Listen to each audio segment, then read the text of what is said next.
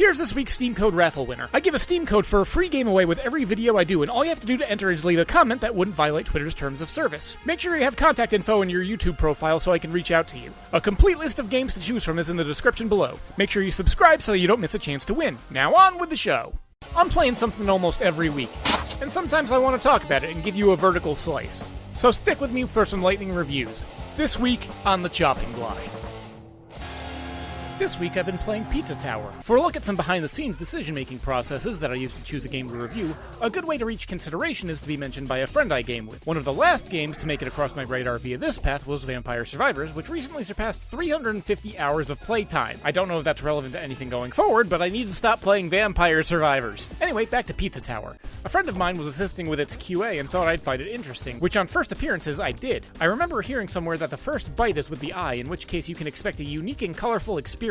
An initial comparison that I came up with was Wario Land Shake It, which I remember being prominent for its hand-drawn illustrated animations as opposed to pixelated graphics or 3D modeling. Except this time, instead of the typical Nintendo-esque art style of Wario or something of the sort, I get vibes more akin to the art styles of Courage the Cowardly Dog or Ren and Stimpy, crossed with a high-end Microsoft Paint drawing. That last part might not seem that great for anyone that's of an age who's ever messed around on Microsoft Paint, but the art style is surprisingly cohesive. The sheer personality displayed through the game's animations is enough to set it apart from many other platformers I've seen, and little extra bits of polish so you can see this is a game that had clear passion and intent. You can tell the creators were having fun with this one, even to the degree of incorporating some Easter eggs, such as this one that my friend made me aware alluding to an old Counter-Strike meme video in the soundtrack.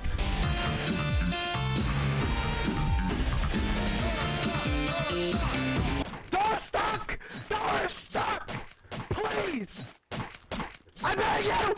Also, if you don't press anything on the opening screen, and instead are diverting your attention elsewhere or looking for menu options or something of the sort, the game will make a nice joke at your expense. Apologies for that, but if I had to suffer it once, then so do you. Now, if I was only able to praise the game's art style, then honestly I'd say it would have been a little bit of a letdown, but the game is surprisingly tight and fluid. The story is negligible, as it can tend to be with most platformers.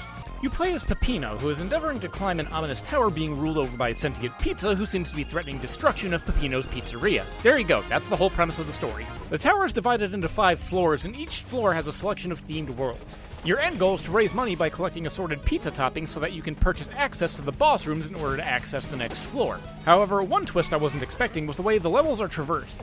In effect, you go through each level twice. The first time through by playing it possibly a little bit slow and methodical and precision-based, and then once you reach the end of the level, you trigger a speedrun mode where you have to race back to the start of the level before time runs out. This was fun as hell, and not just because of the added pressure to get through while avoiding obstacles and hazards. As I said before, the gameplay is tight and fluid, and that's aided by some very well-done controls.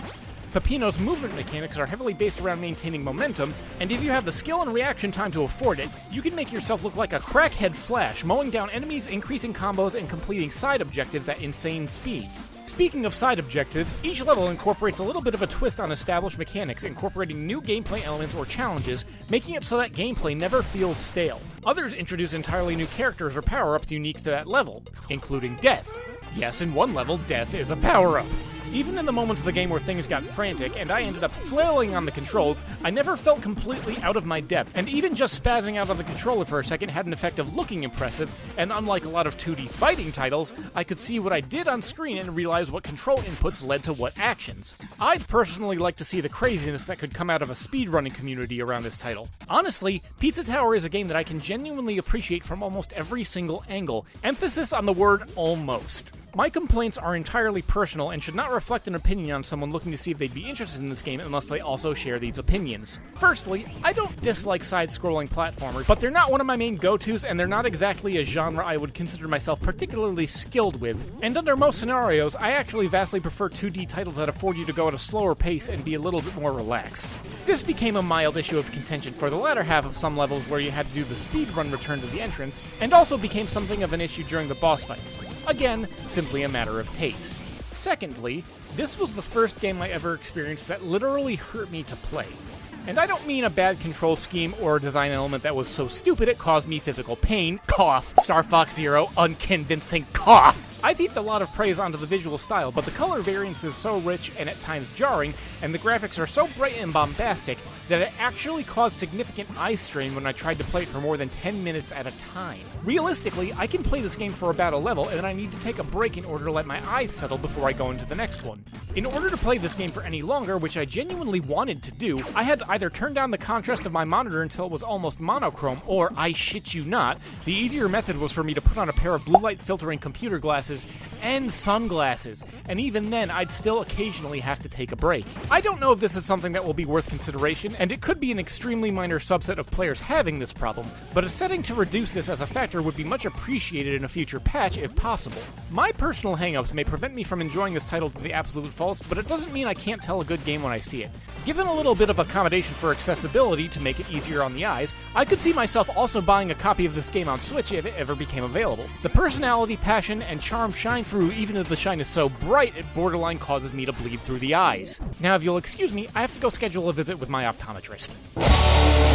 Hey, look at that, it's the end of the video. Don't forget to subscribe, and remember that commenting can actually win you a free prize. So until next time, this is Gheeotine saying thanks for watching and keep your head on your shoulders.